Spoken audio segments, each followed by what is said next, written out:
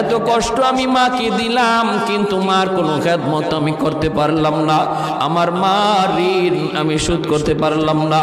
আল্লাহ, আজ যদি তুমি আমাকে জান্নাতে দিতে চাও, আমার মা বাবা সারা জান্নাতে যাইব না, হয় আমার বাপ মার সাথে জাহান্নামে দিয়ে দাও, হয় আমাকে আমার বাপ মার সাথে জাহান্নামে দিয়ে দাও, নতুবা আমার সাথে আমার বাপ মারে জান্নাতে দিয়ে দাও।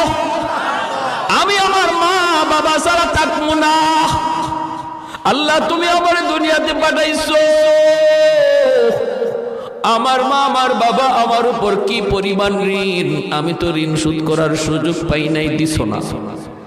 আজ হাসরের মাঠে যদি আমাকে জান্নাত দিতে হয়, বাপ মা ছাড়া জান্নাতে যাইব না।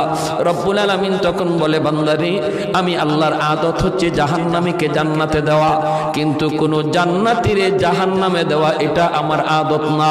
বান্দা, তুমি তো জান্নাতি, তোমাকে আমি জাহান্নামে দিতে পারি না, ঠিক আছে, নেও তোমার সুপারিশে বাপ মারেও জান্নাত দিয়া দিলা। এজন্য বাবা সবর করো, সবর, মা সবর করো, সবর।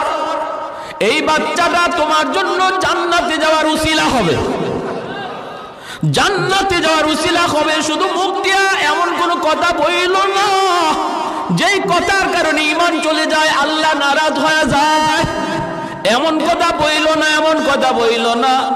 আল্লাহর দোহাই তুমি এমন কথা বইল না।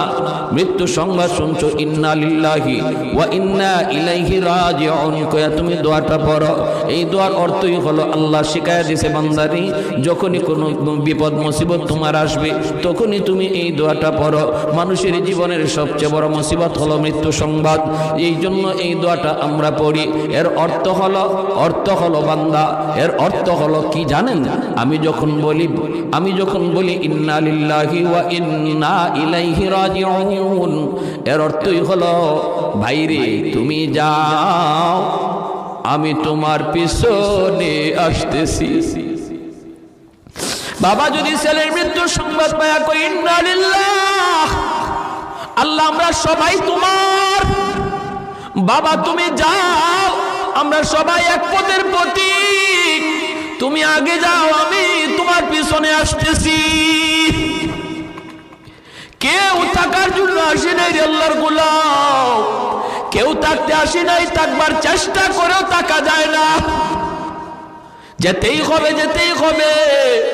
এজন্য সন্তানের মৃত্যু সংবাদ শোনার পরও তুমি না শুকরিমূলক কথা